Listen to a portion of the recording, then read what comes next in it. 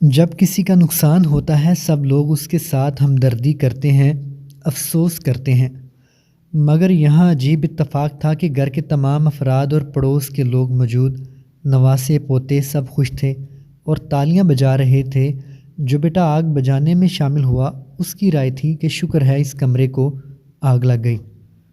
ناظرین، 24 اگست 2013 کو میری بستی میں ایک بخیل کے ساتھ قدرتی فیصلہ ہوا جو کہ درج ذیل ہے۔ پہلے میں آپ کو اس کے جمع شدہ سامان کی تفصیلات بتاتا ہوں۔ نقد رقم 1 کروڑ روپے کے لگ بھگ 5 بوریاں قیمتی جوتوں سے بری ہوئیں، 10 بوریاں قیمتی سندھی ٹوپیوں سے بری ہوئیں، سندھی گمندیاں 400 عدد، شادی کا جوڑا اور جوتا 2000 کے لگ بھگ، لنگیاں، چادریں، کپڑے، کمبل جو کہ مختلف بوریوں میں بری ہوئی ترتیب کے ساتھ ایک کمرے میں رکھے ہوئے تھے۔ کچھ رقم شاپنگ بیگز میں ڈال کر مختلف بوریوں میں چھپائی ہوئی تھی۔ کچھ رقم شاپنگ بیگز میں ڈال کر دیواروں میں دفن تھی اور 30 لاکھ مکان کے جلنے کے بعد زمین میں دفن تھے۔ جب مکان جل چکا تو اس نے زمین کھود کر نکالے۔ اتنا کچھ ہونے کے باوجود اس شخص نے نہ کبھی خود پر کوئی رقم لگائی اور نہ کبھی گھر والوں کو کچھ دیا اور نہ ہی کبھی کسی رشتہ دار یا غریب کی مدد کی۔ اب میں آپ کو بتاتا ہوں کہ مکان کیسے جلا اور بخیل کو بھی پتہ نہ چلا کہ میری زندگی کی جمع پونجی جل چکی ہے۔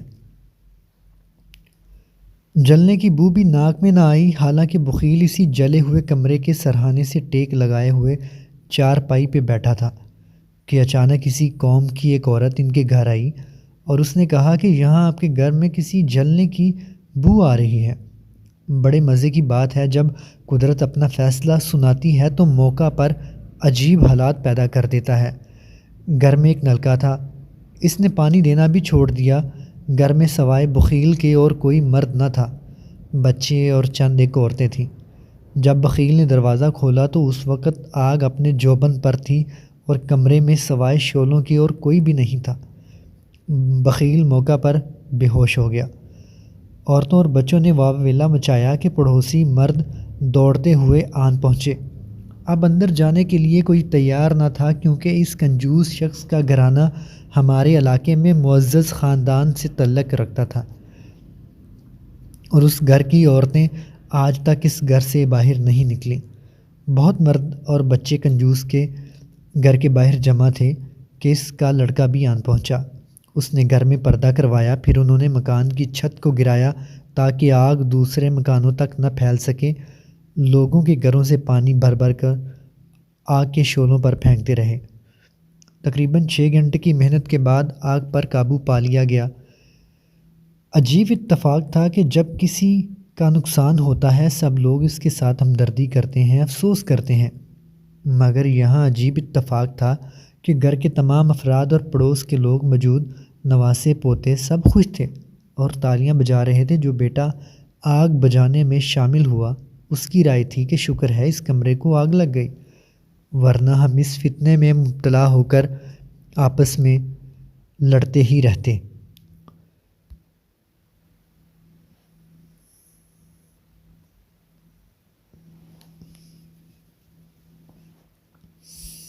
میرا مفروضہ کمرے میں آگ کیسے لگی؟ جب دروازہ کھلا تھا، بخیل اپنی چیزوں کو ترتیب دے رہا تھا کہ ایک اس کا اپنا بچہ یعنی پوتا مرغی کا انڈا ڈھونڈتے ڈھونڈتے اسی کمرے میں آن پہنچا۔ اس کے پاس ماچس بھی تھی کیونکہ کمرہ میں گپ اندھیرا تھا اور کنجوس کو اس کی آمد کا پتہ نہ چلا۔ بچے نے ماچس کی دیا سلائی جلائی، بھوسا میں انڈا ڈھونڈا اور ماچس کی جلتی ہوئی دیا سلائی کو پلاسٹک یا بھوسے پر رکھ دیا۔ انڈا اٹھایا اور بھاگنے لگا کیونکہ بخیل آدمی اس کمرے میں کسی آدمی کو داخل ہونے سے سختی سے روکتا اور اگر کوئی گھر کا فرد کمرے میں داخل ہو جاتا تو اسے مارتا تھا۔ جب بچہ بھاگا تو بخیل نے اسے دیکھ لیا، اس کے پیچھے بھاگا اور کمرے کو تالا بند کر کے ساری پڑی ہوئی چارپائی پر رکھے ہوئے تکیے کے ساتھ ٹیک لگا کر بیٹھ گیا۔ اس کی پشت آگ سے جل اٹھی اور اسے پتہ بھی نہ چلا۔ 30 لاکھ کس طرح یاد آئے؟ جب اسے پتہ چلا تو سب کچھ لٹ چکا تھا۔ جلے ہوئے نوٹ 101 لاکھ کے قریب ملے۔ بعد میں اس نے یہ کہہ کر سب کو حیران کر دیا کہ میری کچھ رقم اسی کمرے کی زمین کے نیچے دفن پڑی ہے۔ جب دفن شدہ رقم نکالی تو 30 لاکھ روپے نکلی، جو کہ ناقابل استعمال ہو چکی تھی۔